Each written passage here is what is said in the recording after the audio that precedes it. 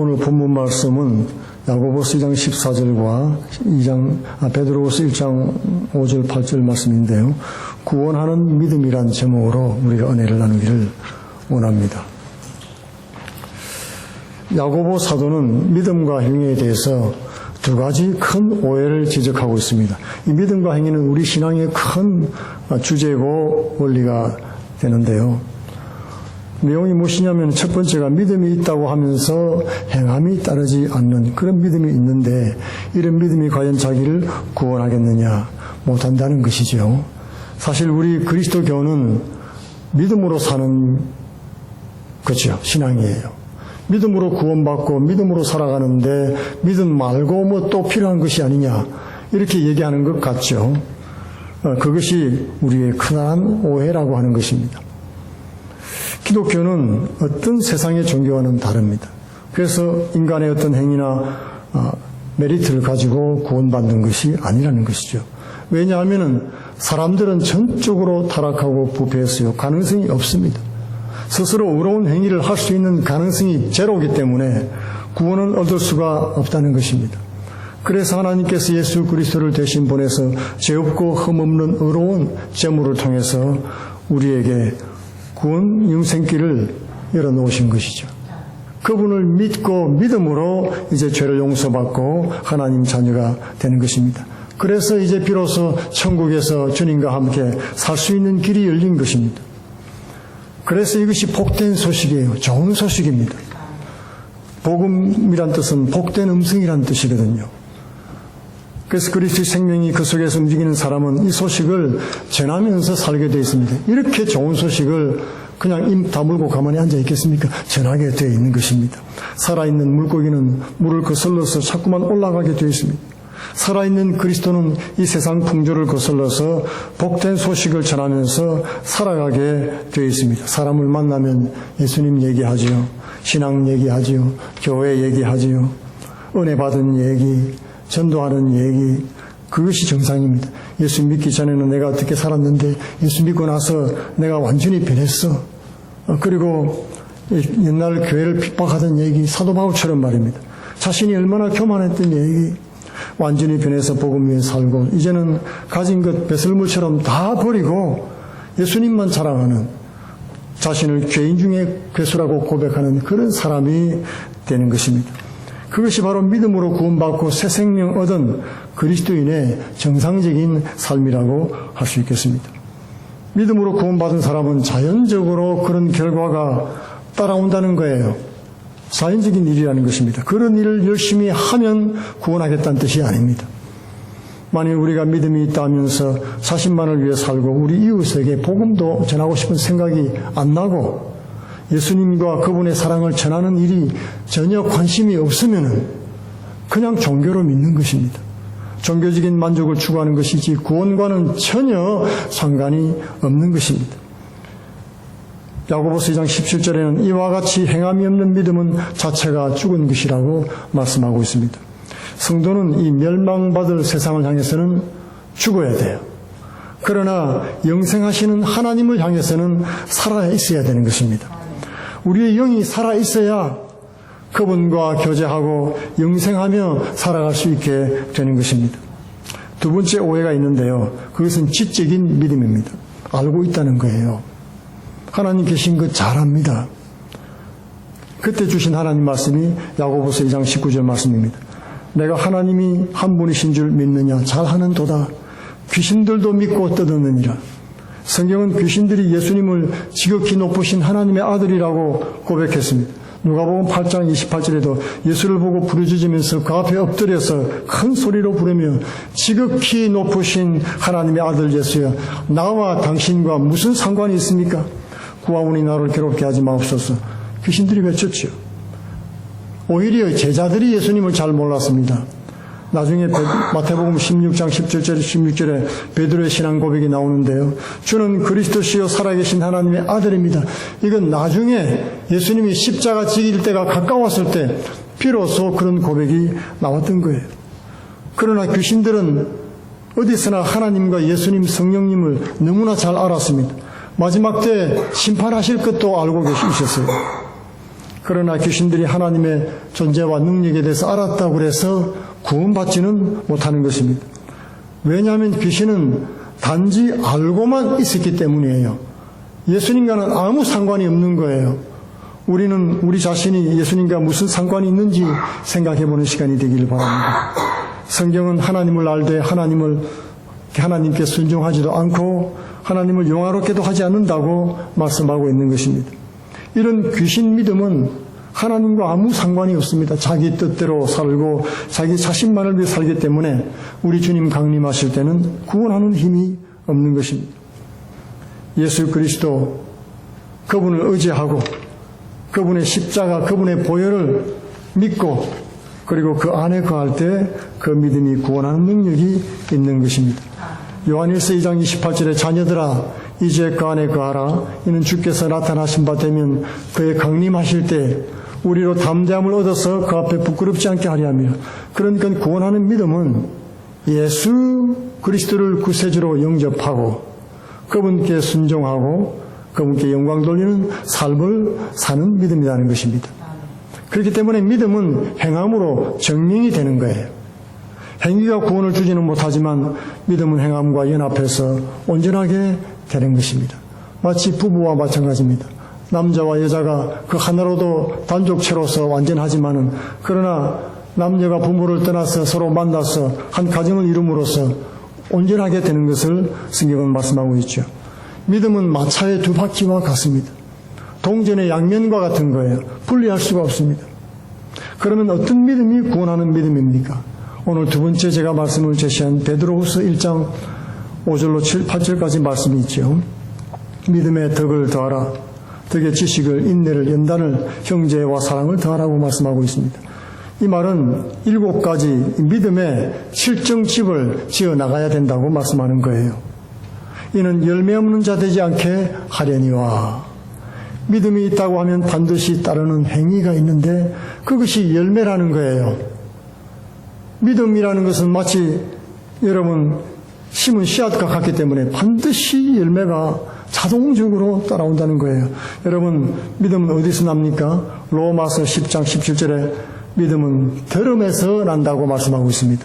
그리고 들음은 하나님 말씀으로 말미암느니라. 하나님 말씀을 들을 때 사람은 믿음이 생기고 믿음이 자라나게 되는 것입니다. 그래서 하나님 말씀이 생명의 양식이에요. 생명을 주는 양식입니다. 그래서 그리스도인들은 예배 자리에 나가서 말씀을 듣지요. 날마다 말씀을 읽고 묵상을 하는 것입니다. 그래야 믿음이 자라나기 때문에 그렇습니다. 그러나 항상 그렇지는 않습니다. 모든 사람이 말씀을 듣고 자라나지는 않는다는 거예요. 하나님 말씀은 믿음의 씨앗이기 때문에 사람의 마음밭에 떨어지면 싹이 나고 자라서 열매를 맺습니다. 그러나 모든 씨앗이 다 자라나고 열매를 맺지는 못하지요. 우리 밭에 심는 씨도 그렇지 않습니까? 어떤 것은 나고 어떤 것은 안 나지요. 성경은 씨앗은 문제가 없는데 밭이 문제라고 말을 하고 있습니다. 밭이 옥토가 되면 자연히 하나님 말씀의 씨앗을 받아들이고 품고 발화하고 자라고 열매를 맺게 되는 것입니다. 사람도 마찬가지입니다. 임신이 안 되는 불임일 경우에는 아기가 자라나지 않죠. 우리가 어떻게 임신이 되는지 잘 알죠. 임신이 되어야 자라나는 것입니다. 생명이 태어나기 위해서는 남자의 정자와 여자의 난자가 합해져야 되죠. 그러면 생명이 탄생을 하게 되는 것입니다. 이렇게 되면은 새 생명을 얻고 자라나게 되는데 불임이 될 경우에는 전혀 아무 일도 일어나지 않는 것입니다. 여러분 중생의 비밀이 여기 있습니다. 거듭난다. 사람이 어떻게 나는가에 대한 비밀을 예수님이 말씀했죠. 니고데모라고 하는 바리새인이 밤중에 찾아왔습니다. 예수님, 내가 보니까 당신은 하나님이 보내신 분이십니다. 우리가 어떻게 구원 영생을 얻을 수가 있겠습니까? 어떻게 하늘나라에 갈 수 있겠습니까? 그렇게 물었습니다. 그때 예수님께서 사람이 거듭나지 않으면 하늘나라로 하나님을 볼 수가 없느니라고 말씀했습니다. 거듭나지 않으면요. 어떻게 나는 것이 거듭나는 것입니까? 다시 어머니 모태로 들어가서 나는 것입니까? 예수님께서는 그런 것이 아니다. 사람이 물과 성령으로 거듭나지 않으면 하늘나라를 보지 못한다고 말씀하는 것입니다. 육으로 난 것은 육이요 영으로 난 것은 영이다. 물로 나는 것은 육체로 나는 것이고 영으로 나는 것은 성령으로 나는 것을 말씀하다고 하는 것입니다. 여러분, 육으로 나는 것과 영으로 나는 것은 완전히 다르지요. 그러나 태어난다고 하는 탄생의 원리는 동일한 것입니다. 우리가 거듭나는 것이 무엇인지를 알기 위해서는요, 육으로 나는 과정을 한번 살펴보면 됩니다. 여러분, 어떻게 납니까? 여자의 몸에서 난자가 탄생을 하지요.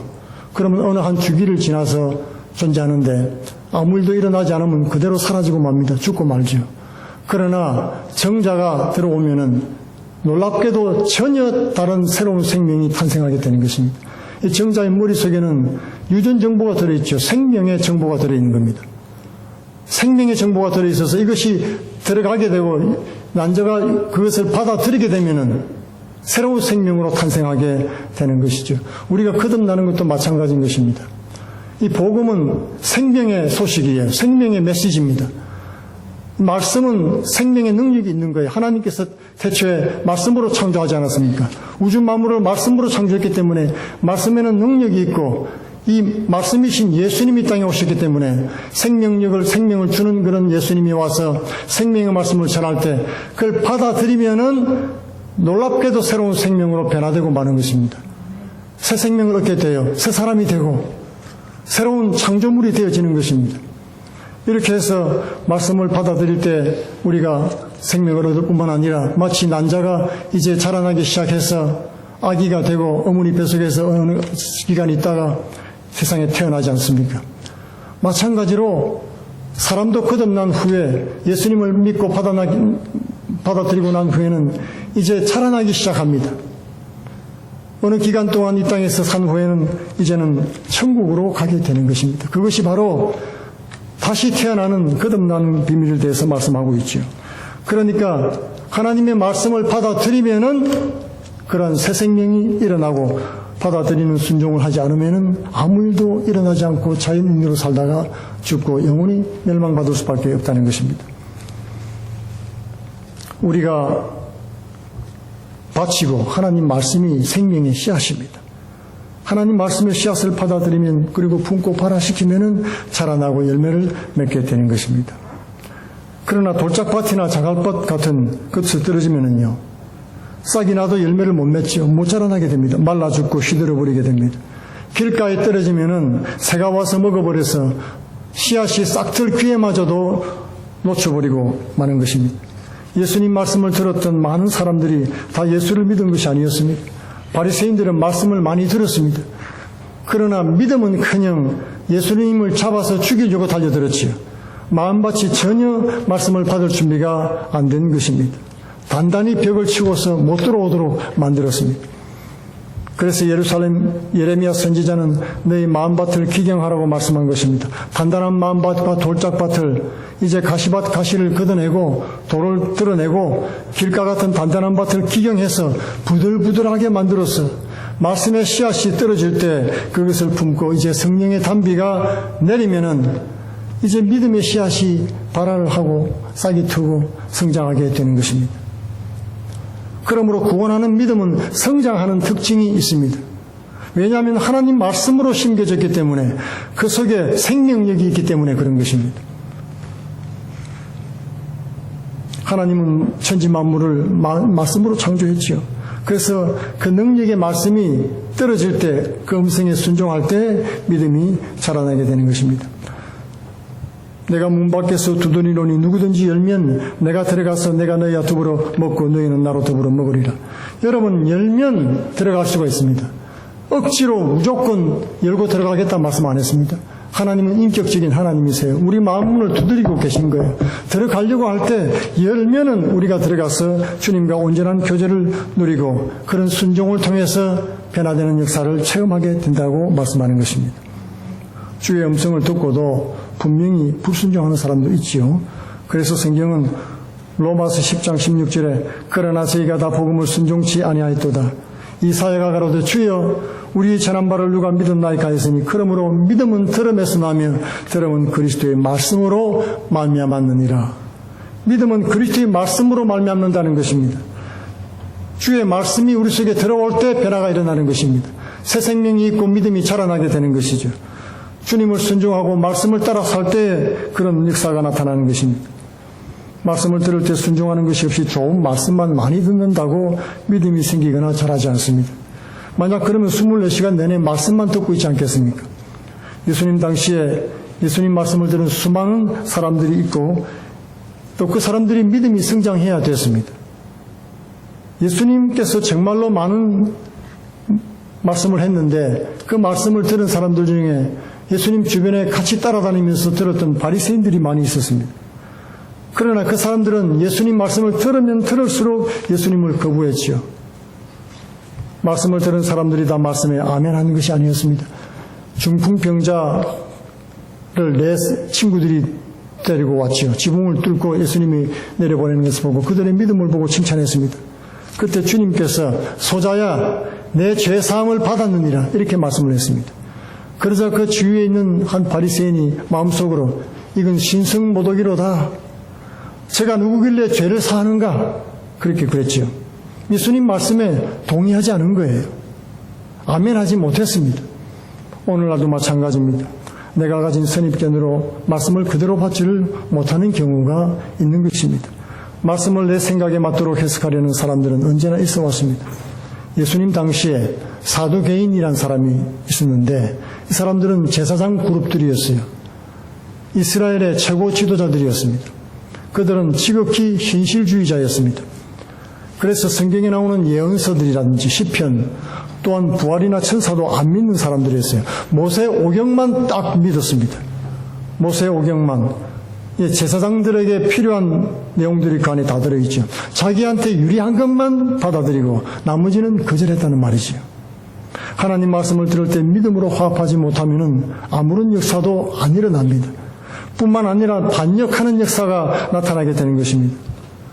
여러분, 우리 몸에 들어간 양식이 약이 되지 못하면 그것이 부패해서 독이 되는 것이 아니겠습니까? 약이 아니면 독입니다. 그 중간은 없는 거예요. 믿음은 말씀을 들음으로 생겨나지만은 모두가 믿음으로 화합하지는 못했습니다. 예수님도 들을 귀 있는 자는 들으라고 말씀했습니다. 계시록 2, 3장에도 귀 있는 자는 성령이 교회들에게 하는 말을 들을지어다고 말씀했던 것입니다. 영적인 귀가 열려서 성경 말씀이 하나님 말씀으로 들리고 말씀에 순종해야 되는 것입니다. 육적인 귀로 성경 메시지를 들으니까 이 세상 기준으로 판단하게 됩니다.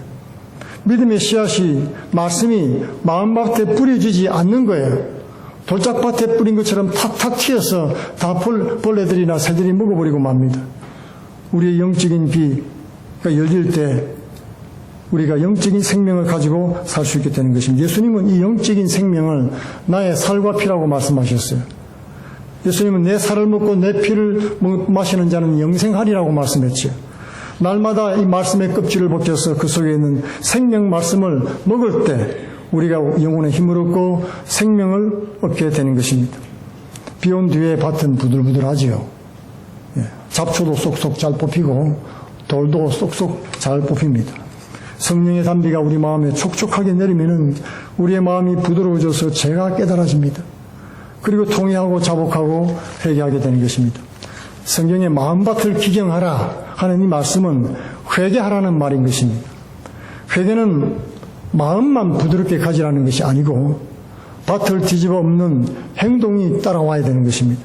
그래서 회는 마음에 관한 것이고 개는 행위에 관한 것이에요. 이 두 개가 연합된 것이 회개인 것입니다. 회개가 마음으로 자복하고 행동으로 돌이키는 것이요. 마찬가지로 믿음도 그와 같습니다. 마음으로 믿고 행동으로 실천하는 것이 그것이 성경이 말하는 구원하는 믿음이라는 거예요. 믿음과 행위는 하나이고 분리될 수 없습니다. 오늘 말씀 베드로후서 1장 5절에는요. 네 믿음에 덕을 더하라. 덕의 지식의 절제를 인내와 연단과 형제구와 사랑을 더하란 말씀이 있습니다. 더하란 말씀은 구원받는데 믿음만으로 부족하니까 뭐 이런 것들을 좀 해야 되겠다 그런 뜻이 아닙니다. 구원받은 믿음을 소유한 사람은 마땅히 믿음 뒤에 따라오는 열매가 있다는 것입니다. 심은 씨앗이 자라나서 열매를 맺듯이 우리가 하나님을 믿었으면은 그 생명이 들어가서 반드시 열매를 맺게 되어 있다는 것입니다. 오늘 8절 말씀에 이렇습니다. 이런 것이 너희에게 있어서 흡족한즉 너희로 우리 주 예수 그리스도를 알기에 게으르지 않고 열매 없는 자가 되지 않게 하리라 함이라. 게으르지 않고 열매 없는 자가 되게 하기 위해서 그렇게 만들어 놓으셨다는 거예요. 순종하는 자가 되게 하라는 것입니다. 예수님께서 비유하신 것처럼 5달란트, 2달란트 받은 종들처럼 주인의 말씀을 온전히 믿고 나가서 순종했지요. 충성스럽게 일을 했습니다. 그리고 2배의 열매를 남겨서 주인 앞에 돌아왔던 것입니다. 게으르지 않고 열매 있는 삶을 살았지요. 그리고 주인에게 착하고 충성된 종이라고 칭찬을 들었습니다. 내가 작은 일에 충성했으니 내가 많은 것으로 맡기겠다. 또 주인의 즐거움에 참여하라고 했던 것입니다. 하나님께서 맡기시는 일은 결코 부담되는 일들이 아닙니다. 하나님이 일을 맡기실 때는 능력을 주시는 거예요. 생명의 능력을 주셔가지고 감당할 수 있게 만들어 주십니다. 충분히 감당할 수 있는 작은 일이라고 말씀을 하는 것입니다. 나는 힘들어서 교회 못 가겠다. 나는 교회 가니까 너무나 많은 것을 요구하니까 안 되겠다. 천만의 말씀입니다. 하나님께서 넘치도록 예비해 주신 것입니다. 우리가 아이들에게 일을 맡길 때도 그렇죠. 일을 맡길 때 일 잘하나 못하나 보자 그러고 나도 하기 힘든 일 맡깁니까? 그렇지 않죠. 감당할 만한 일을 맡기는 거예요. 아이들도 자신들의 스케줄이 있고 공부도 해야 되고 뭐 아르바이트도 하고 일이 많습니다. 그래서 일을 부탁할 때 중요하고 힘든 일은 내가 다 하고 감당할 만한 그런 일들을 맡기고 부탁을 하는 거예요. 그러면 아이들은 그걸 알아요. 제가 그 정도로 하는지. 알고는 기쁨으로 옵니다. 예, 그러고 와서는 도와주고 성취감도 맛보고 그리고 잘한다는 칭찬도 듣죠. 이야, 이거 뭐 너무 일을 잘하네. 참 고맙다. 땡큐. 그럼 야, 너 이제 뭐 장가 가도 되겠다. 이제 더 큰 일도 하겠다. 예, 그렇게 칭찬을 해주면서 용돈도 상으로 주는 것입니다. 하늘 아버지 마음도 동일합니다. 우리의 믿음이 성장하는 것은 이렇게 순종하는 훈련을 통해서 믿음이 성장하는 거예요. 부모에 대한 신뢰가 쌓이는 것입니다. 하나님에 대한 믿음이 쌓이는 거예요. 하나님께서 감당 못한 일을 떡 던져주고 고생하고 죽도록 고생하고 만들고 그러면은 하나님을 믿겠습니까? 믿음이 없죠. 우리가 인내하고 견딜 때 하나님께서 능히 감당하도록 해주십니다. 감당 못할 때는요, 얘들아 그만둬라. 됐어. 이 투마치야. 그렇게 얘기하는 거예요. 하나님께서도 그렇게 피할 길을 내어주신다고 약속하십니다. 순종이 없이 믿음이 성장하기를 바라는 것은 씨도 안 심고 싹나기를 기다리는 거예요. 믿음이 성장하려면 성도들은 예수님의 음성을 들을 때 음성에 따라가야 되는 것입니다. 구원받은 신자는 어린 양의 음성을 듣고 어디든지 가는 사람들입니다. 오늘 본문 말씀에서 믿음의 덕의 지식의 인내를, 인내의 절제를, 절제의 연단의 형제 우애를, 형제 우애 사랑을 공급하라고 말했습니다. 여러분이 참으로 단순한 내용이에요. 우리가 신앙생활하고 믿음생활하면요, 덕을 세우는 일에 첫째가 되는 것입니다. 이제는 나 자신만을 위해서 내 자랑하고 살아왔지만 이제는 덕을 세우는 거예요. 내가 이런 말을 해서 덕이 될 건지, 이런 행동을 해서 덕이 세워질 건지, 교회가 무슨 짐이 안 될 건지, 욕을 안 먹을 것인지 그런 생각을 하면서 살게 되는 것이죠. 그 다음에는 지식이 필요합니다. 하나님을 아는 지식이 필요해요. 우상을 섬기듯이 그냥 복채나 좀 갖다 바치면 잘 되겠지, 그런 하나님이 아니라는 거죠. 이스라엘 백성도 하나님에 대한 지식이 없어서 망했다고 성경은 말하고 있습니다. 그리고 이 지식의 절제를 더하라. 절제는요, 많이 하는 걸 조금 하라는 뜻이 아니에요. 성경에서 말하는 절제는 싹둑 끊어버리는 거예요. 이 세상 것은 다 끊어버리라.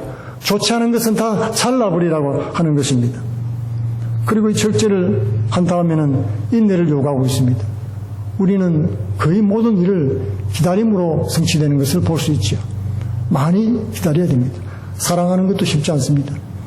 우리가 계획하는 일도 인내를 통해서 이루어집니다. 그리고 이를 통해서 하나님은 우리를 연단하시지요. 모든 성도는 광야길을 걷고 있는 것입니다. 나름대로의 어려움과 환난을 당하고 있죠. 그런 연단을 통해서 하늘나라에 대한 사모함을 가지고 주님의 능력과 힘을 구하게 되는 것입니다. 그럴 때 우리에게 필요한 것이 또한 형제 우애입니다. 서로 격려하고 돌아보고 힘을 대하고 모이기를 힘쓰고 함께 기도하고 그렇게 해서 우리가 새롭게 힘을 얻고 천성을 향해서 나아가는 것이죠. 이런 형제 우애의 사랑을 공급하라. 사랑은 모든 허물을 다 지웁니다. 내가 누구에게 잘못한 것이라든지 용서받지 못할 그런 악한 일이라든지 그런 것도 사랑함을 통해서 모든 것을 하나님께서 우리를 용서해 주신다고 하는 것입니다. 그러므로 이 7가지는 너무나 중요하죠. 믿음이라는 것은 그림자 같은 헛개비가 아니라는 말입니다. 구체적으로 이 7가지 재료를 가지고서 믿음의 7층 집을 짓는 것이라는 거예요.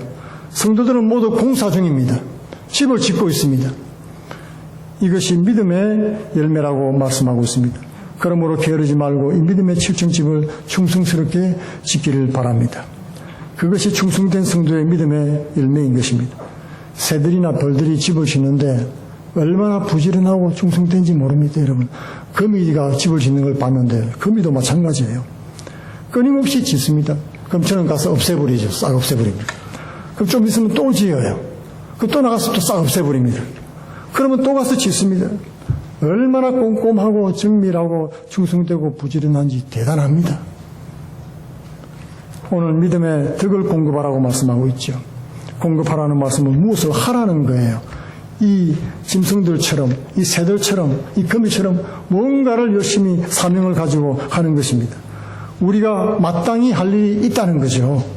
믿은 다음에는 그냥 아무것도 안 하고 퍼져가지고 그냥 천국으로 실려서 가는 게 아닙니다, 여러분. 뭔가를 하는 일이 있다는 거예요. 구원받기 위해 살아가는 것이 아니고 하나님이 하실 일이 있고 우리가 해야 될 일이 있습니다. 그것을 잊지 말아야 되겠습니다.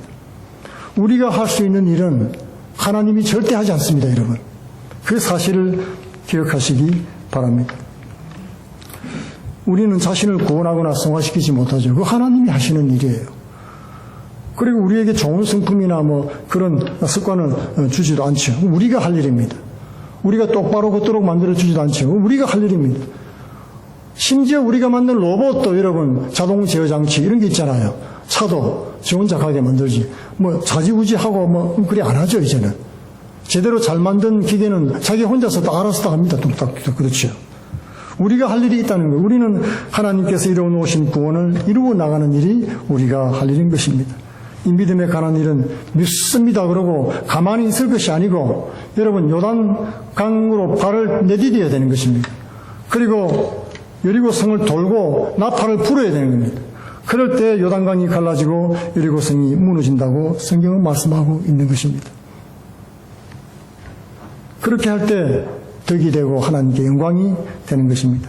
믿음의 집을 짓는 일은 다양한 자재가 있습니다. 하나님이 주신 다양한 자재들이 있죠. 그것을 적절히 쌓아서 나아가면 되는 것입니다.